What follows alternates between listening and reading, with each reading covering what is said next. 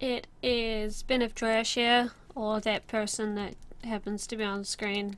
Hi. A lot of people have asked me over like the past year or so, since I started doing a lot of pixel intros, how I animate, or what program I use and stuff like that. So I thought I'd do a really quick tutorial just showing how to animate in Photoshop. I can't English, it's okay. So yeah, pretty much what we have here is, this is the intro that you've probably seen lately. There is a ridiculous amount of frames down the side.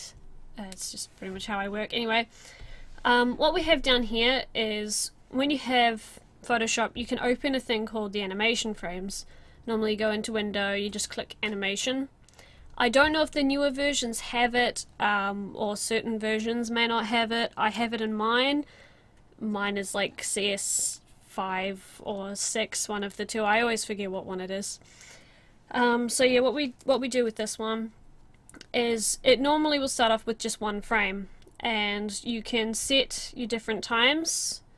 So if you notice, like with mine, I have these ones are set on 1. To be honest, they're actually all set on 1. This one here is set on 0.5. So if I play it, you can see it runs through all of the frames, and it'll stop when it's stopping, blah blah blah blah. So yeah, that's the gist of it. My dog's playing around in the background. Stop it. Okay. So yeah, this is pretty much just the basics for that. So with most animation, everything is drawn frame by frame. I have a lot of different things for this, so if I go through here, you can actually see the different frames jumping as she runs across the screen. So that's, I had to draw all of the frames for that one so that she actually moved all the way. Same with the hair movement. It's just like subtle movements. So this one's all done frame by frame. There's a total of 61 frames for my intro now. So it's fairly big. It takes a while because it's pixel art, but it's still a lot of animation in those 60 frames. Like if I go through, like here's a flip. Some of the frames actually look quite funny. So, for example, here's where she flips. So there's 2 seconds, which holds it there, and then she just jumps like literally straight up and starts flipping.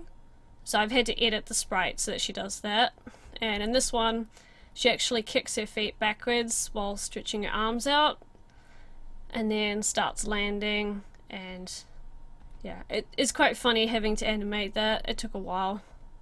That's having her knees in front so she can stand back up, and then she does her funky dance moves as she pulls stuff out of the ground. So yes, you can actually use a fair few different ones. I'm not sure what other animation programs are really around. I think you can do it in GIMP. That's, I believe, a free to use program. A lot of people use it for pixel art. There used to be a program I used to use called GIF Animator. You had to copy and paste all your frames in there, Flipnote and stuff like that. So it is worth having a look at different programs, find out which ones do and don't animate. You can also animate in video editing programs. Some of my ones, I edit the, like I make all the graphics separately, and I'll put them in the video using a video editor program because it's just a little bit easier to keep everything in check. So yeah, don't be afraid to sort of play around with it. Just use whatever you've got available, pretty much. So yes, this is the basics. No, I don't want to delete a frame. So with this, if you want a new frame, you press this one down here. That's pretty much like the easiest thing. So it's just that one creates a new layer. I don't particularly need that. If you change the first layer, the first frame, it will change every single other frame around it. So I do recommend, if you've already got a long timeline, not to try and change the first one. What you do is you duplicate it, so you make a new one, and then you change this, and then you just delete the first one, and then it doesn't change all of them, it only changes the first one. It makes life a lot easier. Otherwise you can select all of them. If you hold down shift and you click, you can select a whole heap or unselect stuff like that.